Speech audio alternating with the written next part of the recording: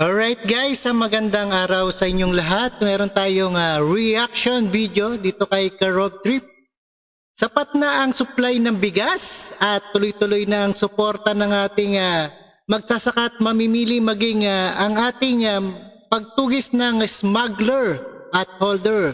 Sa buong Pilipinas, ito ay nagsisilbing sukatan ng ating panunungkulan.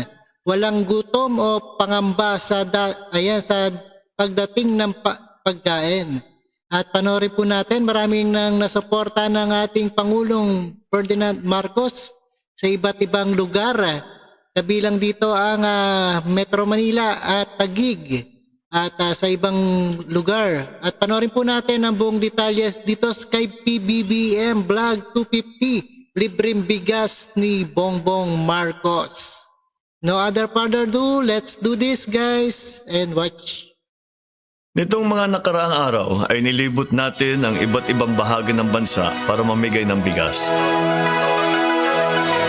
Itong rice distribution na ito na dinaan sa DSWD ay mula sa mga nakumpiska nating tone-toneladang smuggled rice doon sa isang warehouse sa Zamboanga, Kamakailan. Umabot na kami na pamimigay sa Cavite, Camarines Sur, sa Siargao, Dinagat Island, Antique, Aklan, Capiz at syempre Zamboanga at dito sa Metro Manila.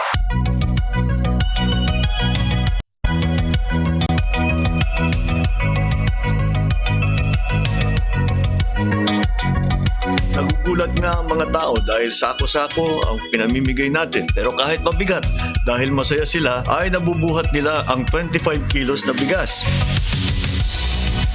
Malaking bagay na po yan para pantawid sa kanilang mga gastusin sa pagkain para sa ilang linggo o buwan. Bakit natin ito ginagawa? Dahil dapat talagang direktang nakikinabang ang taong bayan sa kawalang hiyaan nitong mga smuggler at hoarder na ito.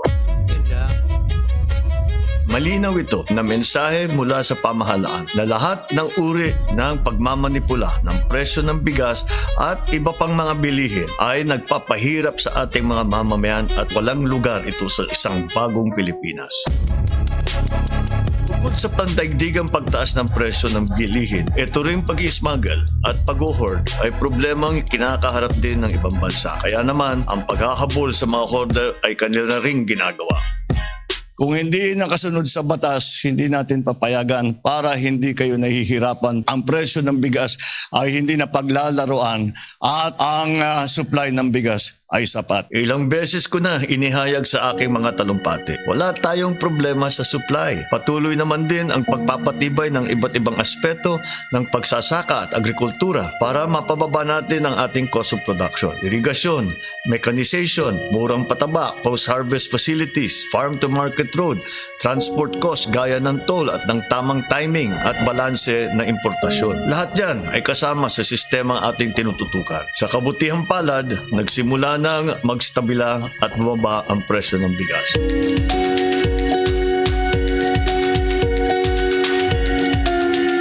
Dahilan para sa pag-angat natin ng tinatawag na price cap or price ceiling. Ang pagtanggal ng price cap na yan ay hindi basta-basta natin ginawa, na yan lang ang ating ginawa. Meron ring kasama na pagtulong ulit, pagpatibay at pagpaganda ng ating agricultural sector. Lalakihan natin ang galing sa rice tarification law at ibibigay natin sa ating mga farmer sa pamamagitan ng mga equipment, mga tractor, mga harvester, mga dryer. Ito po ay para maging mas mababa ang cost of production natin. Kasama rin dyan ay ginawa natin ng paraan upang ang mga truck na nagde-deliver ng ating mga pagkain ay hindi na nahaharang sa lahat ng boundary na dinadaanan nila. Kaya bababa ang presyo ng transportasyon, bababa ang gastos ng mga transporter at magiging mas mabilis ang pagdaloy ng pagkain mula sa ating mga magsasaka hanggang sa ating palengke.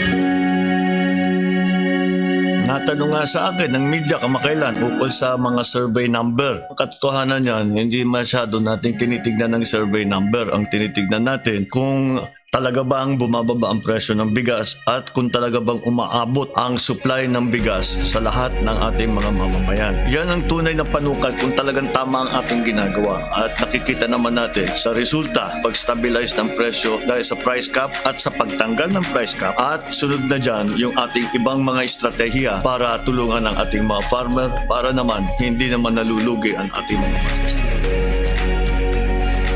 Mga kababayan, ginagawa natin ang lahat upang masiguro ang tuloy-tuloy na pagstabilisa at pagbaba ng presyo ng bigas sa merkado. Walang ibang sukat sa ating panunungkulan ang tumutumbas sa makita ngayon kung komportable at maginhawa ang tao. Yan ang aking sukatan. Walang gutom o pangamba pagdating sa pagkain. Yan po ang bagong Pilipinas. Alright, napakinggan natin ang ating President Bongbong Marcos. Wala nang price cap kaya mataas na ang marami ng bigas at binababa na ang halaga ng bigas. Ayan, maraming salamat sa inyong lahat and peace out. Ito ang bagong Pilipinas.